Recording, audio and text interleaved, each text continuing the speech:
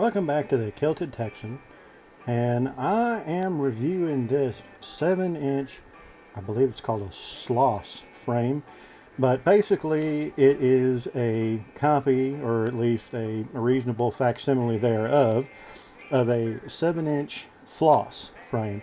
So it is a 3-post design. So you got that little camera mount up here that I custom built and custom designed, that 3D mount up front. 3D printed that mount up front. It's got a single post in the rear, so if you have a long ESC, it might actually interfere with that rear post. So you need a regular squared ESC, not one with like the tangs that hang off the back. Or you could do a 20 by 20, but those could interfere as well. This frame will accept a 30 by 30 or a 20 by 20 stack. It does have holes for both. I don't know, you really can't see in there that well, but you can see that it does have room for both. Anyway, I got mine set up with a 35 amp ESC. That is a flight controller and a VTX N1 in there. I believe it's by Rcharlance or something like that. Got GPS on it for GPS rescue, and a Mobius, and a Swift Micro, or Micro Swift. I got 2306 1700 kV motors on it. This thing is super efficient because it is super light. Got R9M on it, and they are pretty reliable and tough. And let me show you the only damage really that has occurred to this frame. There is a nick in that arm right there. That's, you kind of delaminate a little bit, put a little super glue on it, and it's happy now. But other than that, and I had a battery fire, and you'll get to see how that occurred here in a little bit. But I'll show you all the crashes that this thing has been through, and you can see it is a super tough frame and super light. So the combo thereof makes for some outstanding flight times. I have had this thing in the air on a 1500 milliamp 4-cell for 12 minutes. I put a 2450 4-cell underneath it, and I had a motor fall off at about the 13-minute mark.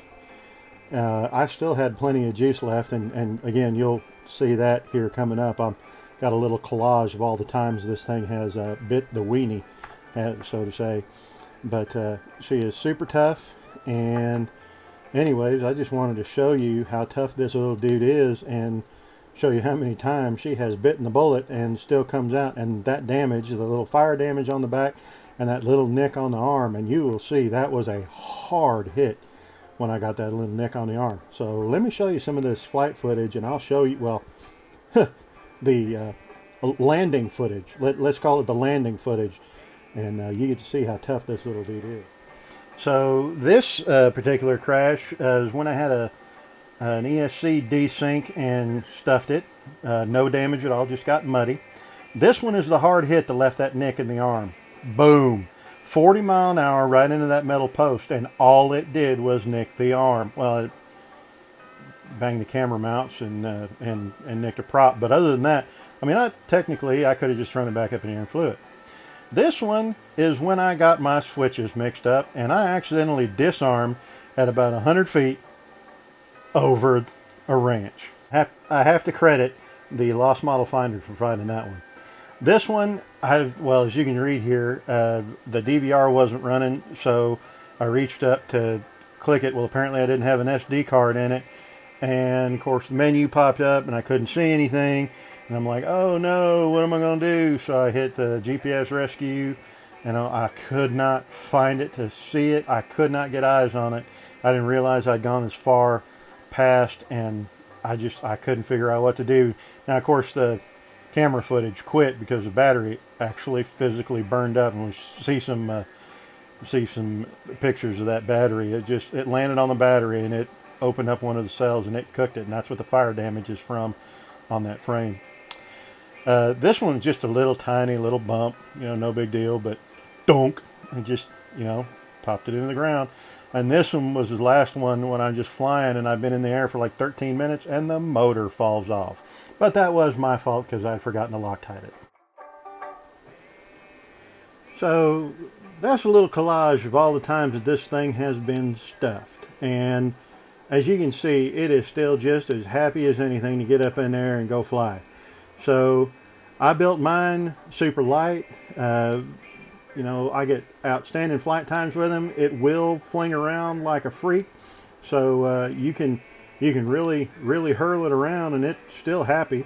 It will transmit some vibration, so you're going to have to mitigate your jello either with, you know, TPU camera mounts or whatever. As you can see on this one, I've got a custom printed 3D mobius mount with the little rubber isolators in it, and it seems to work pretty good. But anyway, you know, you can't fault it. This thing is so light, you just can't generate enough energy to break it. Well, I'm sure I could if I tried, but I really like this thing and I don't want to kill it. So anyway, if you enjoyed this review, or if you want to see more of them, you're more than welcome to like and subscribe and take a look at my other reviews, all Redneck reviews by the Kilted Texan. You can check them out. I have done a few, so not a whole lot, but if you'd like me to continue to do them, I'd be more than happy to. So other than that, have fun and keep her in the air.